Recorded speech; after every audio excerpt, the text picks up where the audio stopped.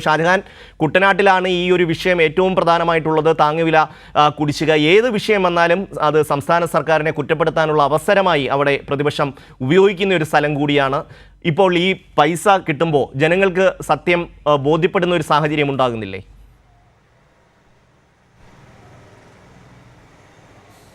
തീർച്ചയായിട്ടും നമുക്കറിയാം ബാങ്കിലെ കടമെടുത്ത് ജപ്തി കയറിയ കർഷകൻ ആത്മഹത്യ ചെയ്തത് വരെ കർഷകർ നെല്ലിൻ്റെ താങ്ങുവില സംസ്ഥാന സർക്കാർ നൽകാത്തത് കൊണ്ടാണ് എന്നുള്ള രീതിയിലാണ് ഇവിടുത്തെ മുഖ്യധാരാ മാധ്യമങ്ങളടക്കം റിപ്പോർട്ട് ചെയ്തത്.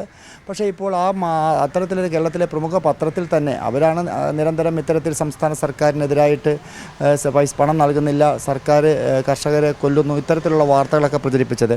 ഇപ്പോൾ അവരുടെ പത്രത്തിൽ തന്നെ വളരെ കൃത്യമായ കണക്കുകളോടുകൂടി വന്നിരിക്കുന്നു. ഏതാണ്ട് 1500 കോടി രൂപയാണ് മൊത്തം നെല്ല് സംഭരണത്തിൽ സംസ്ഥാന സർക്കാരിന് കിട്ടാനുള്ളത്. അതായത് 23-24 വർഷത്തത് കണക്കുകൾ നൽകിയാൽ മാത്രമേ ലഭ്യമാകുകയുള്ളൂ. അത് ഏതാണ്ട് 756 കോടി രൂപ സംസ്ഥാന സർക്കാരിന് കിട്ടാനുണ്ട്.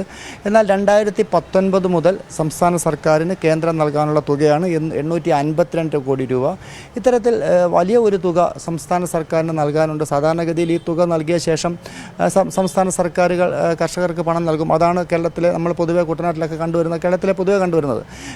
നെല്ല് സംഭരിച്ച ഉടൻ തന്നെ ആ തുക കർഷകർക്ക് ഏതാണ്ട് ഒരാഴ്ചക്കുള്ളിൽ തന്നെ ബാങ്കുകളിൽ നിന്ന് ലഭ്യമായി തുടങ്ങും. ആ പണം പൂർണ്ണമായിട്ട് നൽകുന്ന സംസ്ഥാന സർക്കാരാണ്. അതിൻ്റെ പലിശയടക്കം, കാരണം ഈ പണം പലിശയ്ക്കെടുത്താണ് സർക്കാർ കർഷകർക്ക് നൽകുന്നത്, ആ പലിശയടക്കം നൽകിക്കൊണ്ടാണ് പിന്നീട് ഈ പണം കേന്ദ്ര വായ്പ അല്ലെങ്കിൽ കേന്ദ്ര സഹായം ലഭിച്ചതിന് ശേഷം സംസ്ഥാന സർക്കാർ പലിശയടക്കം ബാങ്കിൽ നൽകിക്കൊണ്ടാണ് ഇത് കർഷകരുടെ പ്രശ്നങ്ങൾ പരിഹരിക്കുന്നത്.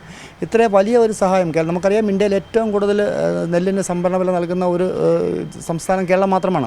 അപ്പോൾ അങ്ങനെ ഒരു സംസ്ഥാനത്ത് കേന്ദ്രം പണം നൽകാനുണ്ട് എന്ന് പറഞ്ഞിട്ട് പ്രതിപക്ഷവും അതോടൊപ്പം തന്നെ KPCC പ്രസിഡന്റ് അടക്കം കുട്ടനാട്ടിലൊക്കെ വന്നിരുന്നു. ഒരു കർഷകൻ ആത്മഹത്യ ചെയ്ത സംഭവവുമായി ബന്ധപ്പെട്ട് ഇവരൊക്കെ തന്നെ കുട്ടനാട്ടിൽ വരികയും സംസ്ഥാന സർക്കാരിന് പണം കേന്ദ്രം നൽകാനില്ല, പക്ഷേ സംസ്ഥാന സർക്കാർ പണം നൽകുന്നില്ല, ഇത്തരത്തിലുള്ള വ്യാജ പ്രചരണങ്ങളൊക്കെ തന്നെയാണ് നടത്തിയിരുന്നത്. പക്ഷേ അതൊക്കെ തന്നെ തെറ്റാണ് എന്ന് തെളിയിക്കുന്ന വാർത്തയാണ് ഇപ്പോൾ അത്തരം വാർത്തകൾ നൽകിയ പത്രങ്ങളിലൂടെ തന്നെ പുറത്തു വരുന്നത് എന്നുള്ളതാണ് ഏറ്റവും ശ്രദ്ധേയം. ഷമീം. തീർച്ചയായും